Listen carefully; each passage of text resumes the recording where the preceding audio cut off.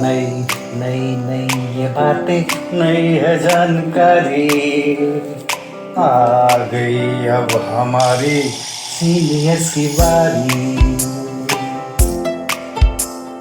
नई नई नई ये बातें नई है जानकारी, आ गई अब हमारी सीनियर्स की बारी। इनके अनुभव से अपनी बदली दुनिया सारी, इनके अनुभव से अपनी बदली दुनिया सारी। टाटा टाटी नाना नानी करते बातें प्यारी।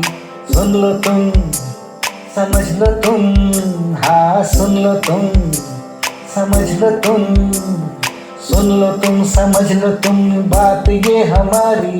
खुश रखोगे इनको तो होगी खुशी तुम्हारी। नई बातें हैं ये देखो नई जानकारी, आ गई अब हमारी सीनियर्स की बारी। किस्से कहानियां सेहत और विज्ञान की बातें, रेडियो कार्यक्रम अनुभव, सीनियर्स की बात सीनियर्स के साथ। আপনারা শুনছেন অনুভবের পডকাস্ট ধ্রুব তারা।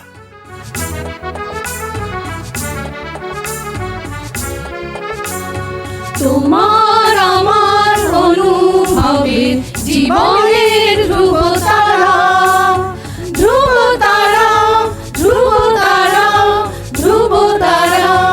তোমার আমার অনুভবের জীবনের ধ্রুব তারা, ধ্রুব তারা, ধ্রুব তারা, ধ্রুব তারা। আপনারা শুনছেন ভারত সরকারের সামাজিক ন্যায় ও অধিকার প্রদান মন্ত্রকের অন্তর্গত national institute for social defence এবং মিডিয়া ফর কমিউনিটি ফাউন্ডেশন নতুন দিল্লির যৌথ উদ্যোগে নির্মিত পডকাস্ট অনুভবের নির্মিতি ধ্রুব তারা। অনুভবের এই অভিনব ভাবনা ও বিন্যাসে ডক্টর আর শ্রীধর ও শ্রী আলোক ওয়ার্মা। অনুভবের অন্তর্গত ধ্রুব তারা আপনাদের জন্য নিবেদন করলেন Calcutta metropolitan institute of gerontology, সংক্ষেপে CMIG। আপনাদের আরও বলে রাখি, প্রবীণ নাগরিকদের যে কোনো সমস্যা, যেমন ডাক্তারের প্রয়োজন, হাসপাতাল, বৃদ্ধাশ্রম, প্রবীণদের নিয়ে কর্মরত সংস্থা, আইনি সহায়তা, আবেগজনিত যে কোনো সমস্যা হলে অথবা প্রবীণদের উপরে যে কোনো রকমের অপমান কিংবা অত্যাচার, নিগ্রহ অথবা গৃহহারা প্রবীণদের সব রকমের সহায়তার জন্য জাতীয় শুল্কমুক্ত নম্বর 145667। আরেকবার বলছি, ন্যাশনাল টোল ফ্রি নাম্বার 14567, এই নম্বরে যোগাযোগ করুন।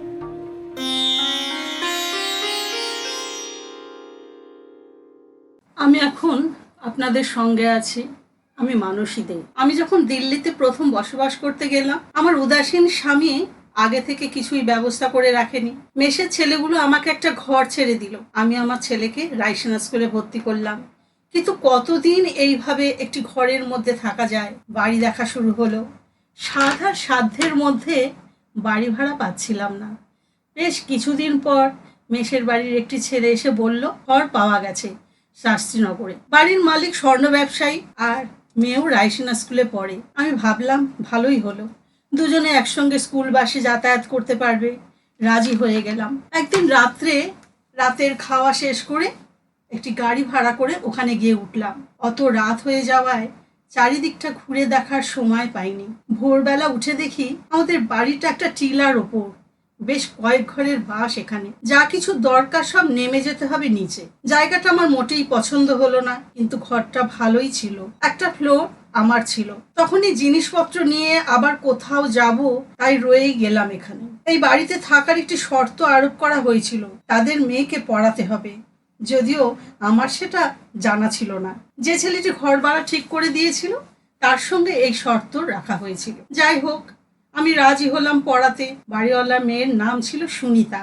ওরা এক ভাই এক বোন। সুনিতা বড়, ওর ভাই ছিল ছোট। পড়াতে গিয়ে বুঝলাম সুনিতার একদম নিরেট মাথা। ভাইটি অবশ্য চালাক চতুর, আর খুব ছোট ছিল বলে স্কুলে তখনও ভর্তি হয়নি। এই তিনজনকে নিয়ে পড়াতে বসতাম। একদিন আর একজন বাঙালি মহিলা এলেন, তার ছেলেকে পড়াতে হবে। ওনারাও স্বর্ণ ব্যবসায়ী, ছেলে অন্য একটি স্কুলে পড়ে, উনি চান তার ছেলে রায়সেনা স্কুলে পড়ুক, সেইভাবে তাকে তৈরি করে দিতে হবে। রাজি হয়ে গেলাম। আমার টিউশনি প্রথম শুরু। এর আগে আমি কখনো কোনো ছেলেকে আমি পড়াইনি। পরবর্তীকালে সবাই রায়সেনা স্কুলে ভর্তি হলো। 4 জন স্কুল বাসে যাতায়াত করতো। সবই মোটামুটিভাবে চলে যাচ্ছিল, কিন্তু সুনিতাকে ভালো করে কিছু শেখাতে পারছিলাম না। একদিন সুনিতার মাকে বললাম, ওর তো ঠিক পড়াশোনাটা হচ্ছে না। ওর মা খুব রাগ করলেন আমার ওপর, শর্তর কথা তুলে ধরলো। সেই আমাকে আবার ওকে নিয়ে পড়াতে বসতে হলো। বহু চেষ্টা করে সুনিতাকে পাশ করাতে পেরেছিলাম। আমি আবার ঘর দেখতে শুরু করি। 10 মাস শাস্ত্রীনগরে ছিলাম। মাঝপথে তো ছেড়ে দিতে পারি না। যদিও বাড়িওয়ালার একদম ইচ্ছে ছিল না আমরা অন্য কোথায় চলে যাই, আমারও কোনো সুবিধে ছিল না এখানে, তাই আমাকে এখান থেকে ছেড়ে চলে যেতেই হলো। আমরা এসে উঠলাম করলবাগে। করলবাগেরও একটি অংশ পুরোপুরি স্বর্ণ ব্যবসায়ীদের। ছোট বড় সবাই যে যার মতো ব্যবসা করে। ওখানে গিয়ে আমার আবার টিউশনি শুরু হলো। আমার কাছে যারা পড়তে আসতো তারা সবাই স্বর্ণ ব্যবসায়ীদেরই ছেলে মেয়ে। আমার বাড়িওয়ালাও ছোট ছোট বাচ্চাগুলো আমার কাছে পড়াতে দিল। তারা বাঙালি নয়, তাই তাদেরকে নিয়ে হিন্দি আর ইংলিশ পড়াতে হতো। এইভাবে আমার সারা দিন কেটে যেত। আমার ছেলে যখন ক্লাস 6-এ উঠলো, আমরা আবার চলে এলাম কলকাতায়। আমার স্বামী কলকাতার অফিসে জয়েন করলেন। আমি সুনিতার কথা ভুলে গেলাম। এরপরে বিভিন্ন জায়গায় ঘুরতে যাবার জন্যে দিল্লি হলো মধ্যস্থল। আমরা করলবাগে একটি গেস্ট হাউসে উঠতাম। আমি অন্য কারো কাছ থেকে সুনিতার খবর পাই। সুনিতা রায়সেনা স্কুল ছেড়ে অন্য স্কুলে ভর্তি হয়। ফেল করে করে আর বেশি দূর এগোতে পারিনি। ওর বাবা মাত্র 15 বছর বয়সে ওর বিয়ে দিয়ে দেয় এক স্বর্ণ কারিগরের সঙ্গে, এবং একটি সন্তানের মা হয়ে পড়ে খুব তাড়াতাড়ি। নানাবিধ রোগ শরীরে বাসা বেঁধেছে। উপযুক্ত চিকিৎসা না হওয়ায় প্রায় বিছানা নেওয়ার অবস্থা। আজ ওর কথা বলতে গিয়ে আমার বড় কষ্ট হচ্ছে। আমার ছেলের সঙ্গে তো খেলতো। আমরা বিয়ে দিয়ে দিই সবকিছুর সমাধান খুঁজতে গিয়ে। যদি সুনিতাকে তার তাড়াতাড়ি বিয়ে না দিয়ে হাতের কিছু কাজ শেখাতো, তাহলে তো এমনটা হতো না। সুনিতার ভাই পড়াশোনা শেষ করে বাবার ব্যবসা ধরেছে, তাই সুনিতার প্রতি তাদের অবহেলার শেষ ছিল না। এরপরে যখন দিল্লি গেছি, তখন ওদের খবর কেউ জানে না। এখন সে কেমন আছে কে জানে। এতক্ষণ আপনাদের সঙ্গে ছিলাম আমি মানসী দে।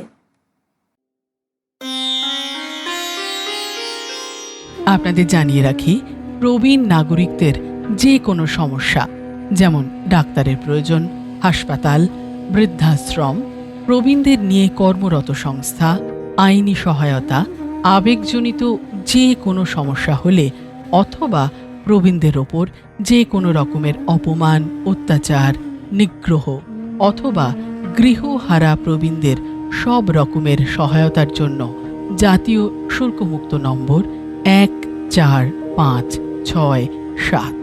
আরেকবার বলি, ন্যাশনাল টোল ফ্রি নাম্বার 14567। এই নম্বরে যোগাযোগ করুন। সমগ্র অনুষ্ঠানটি আপনাদের কাছে নিবেদন করলেন ধ্রুব তারা। অনুভবের অন্তর্গত ধ্রুব তারা একটি CMIG প্রয়াস।